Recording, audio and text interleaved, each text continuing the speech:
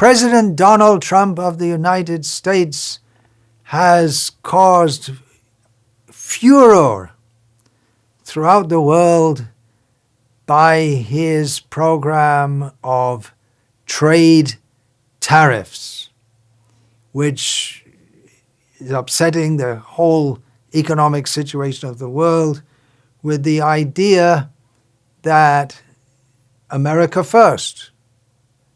It sounds perfectly legitimate. He's the President of the United States, and he wants to act in a way that is for the benefit of the people of America. And it's also perfectly legitimate for a government to have tariffs on trade. After all, if there is to be trade, there has to be infrastructure, there has to be ports and roads and systems with administrators checking the goods that are coming in.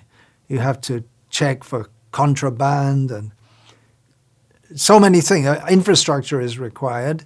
So tariffs are required. Governments required to raise funds, not only for infrastructure, but for administration and response to emergencies.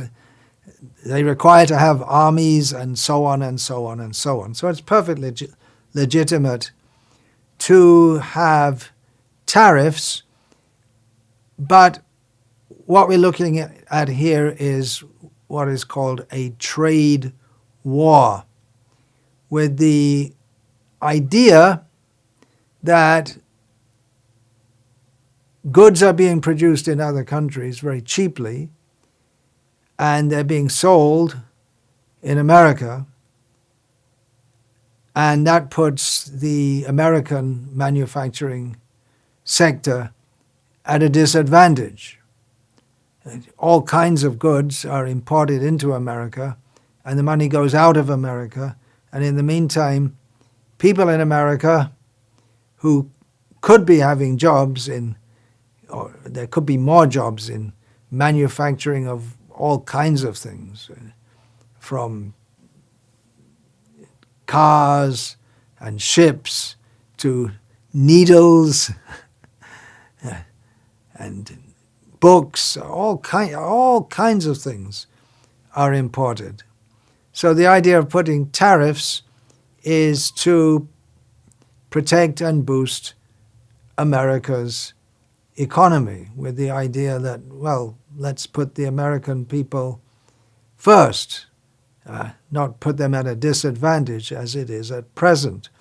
Although interestingly, previously, for many years, the United States of America was pushing the idea of free trade. The British, when they were dominant in the world, and later Americans especially, were promoting free trade because it was advantageous to themselves at the time. Now that it's not advantageous, they want to make a 180-degree turn and institute tariffs. Well, sounds like a good idea to put America first if you're the President of the United States of America. Seems to make sense, at least at face value. But another possibility, this might seem to be utopian, another possibility is that the leaders of the world could come together and work out between them how to act for the good of the whole human society. That all the nations can cooperate in such a way that everyone is benefited in the best possible way. Maybe that was the idea behind the so-called United Nations, which seem to be ever more disunited. It's supposed to be United Nations, but since the United Nations was founded, there are more and more nations, because nations are splitting up and becoming disunited, most famously with the breakdown of the USSR. Why can't all the leaders get together and work for the benefit of the whole world? Economically, socially, in terms of climate management, health-wise. Why does everything have to run on the idea that the main duty of the leader of each country is to bolster the economy of that country? What's going on here? If we examine, it's something like the mentality, territorial mentality of lower species, animals and birds. Certain animals, they get together in groups, and as a group they protect each other's interest. They protect the interest of the group against other groups. Therefore we'll have packs of dogs or animals just like zebras in the jungles in Africa or the plains. They'll come together in a group, and there's solidarity and protection in a group. Smaller groups, families, and we see that in human society also. There are nations, and then there are groups of nations, just like NATO is one group of nations, which are united with one purpose. The only function of NATO at the present time seems to be combating the perceived threat of Russia. It seems to be the main purpose. But it's practically an animalistic tendency. Our group, I have to protect my group. This idea of America first, or Greenland first, or Canada first, or whatever your nation may be, it's all based on a misunderstanding of who we are and what is the purpose of life. You may be an American today, but tomorrow where will you be? Well, the atheist will say, well, we'll all be dead, and there's nothing after that. Well, in that case, why bother so much about what's going on with all the rest of the Americans? Why bother about anything if everything is finished at death?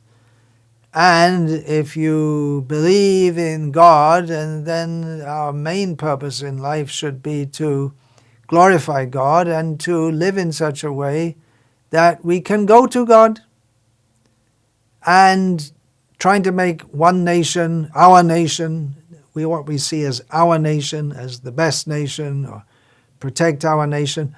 That may be there to some extent, but overemphasis on this obscures the perspective of understanding that there is God, and should be, proper understanding should be that He doesn't favor any nation or any people over any others. Of course, there are religions which claim themselves to be the chosen people, and there are ideas of American exceptionalism, just as previously there was the idea of British exceptionalism, and prior to that there was Roman exceptionalism, and so on and so on. But so much emphasis on America first or Greenland first. We should understand, I'm not American. I'm not British. I'm not this body. Living as if we are sophisticated animals by trying to push our group up and push others down is going to lead us to the animalistic mentality by which in our next life we will get the body of an animal suitable to our consciousness, as stated in Bhagavad-gita. Yang yang vapi smaran bhavam tyajante kalevaram tang tame vaiti kaunteya sada tad bhava bhavitaha. Our consciousness at death, which is shaped by our consciousness throughout life determines the kind of body we will get in our next life. So if we're in the consciousness of a dog, rub, rub, rub, this is my area, don't get out of here, go away, I belong here, you don't. This kind of consciousness, doggish consciousness, leads us to take birth as a dog. We get what we deserve, or we get what we desire.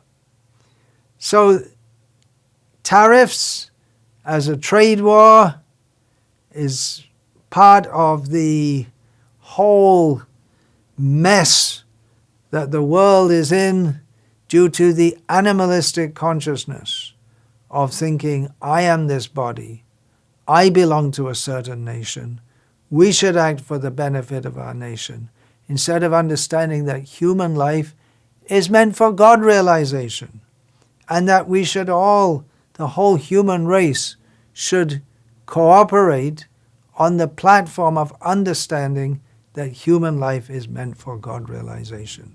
Obviously, human society at the present time is a long, long way away from such an understanding, but that is the lack of this understanding is the root cause of all the immense problems that face the world at the present time. Misunderstanding of the purpose of human life. We have a spiritual purpose, to understand that we are spiritual beings, that we are all servants of God, and to cultivate that consciousness. And the whole human society should be organized on that basis in order to promote this consciousness, God consciousness, within human society. So this Krishna consciousness movement is meant for re-establishing